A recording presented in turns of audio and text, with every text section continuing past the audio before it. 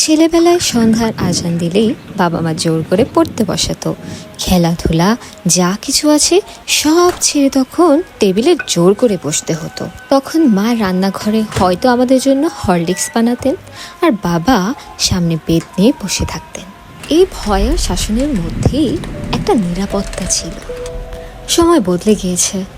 এখন আর কেউ সন্ধ্যা হলে জোর করে পড়তে বসায় না, কেউ আর হরলিক্সও বানিয়ে দেয় না। এখন নিজের ভালো নিজেরই বুঝতে হয়, নিজের কফিটাও নিজেরই বানাতে হয়।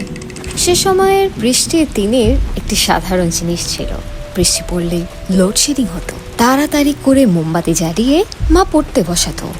আবছা আলো, গরম, ঘুম ঘুম চোখ, কি যে বিরক্ত লাগতো পড়াশোনা করতে। সময় কত অদ্ভুত।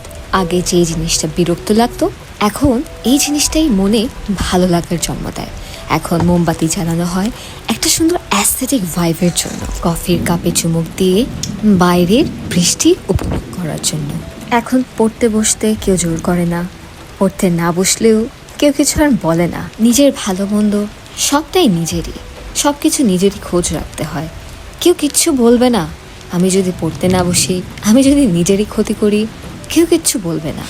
শুধু নিজেরই ক্ষতি হবে, নিজেরই ভবিষ্যৎ অন্ধকার হবে।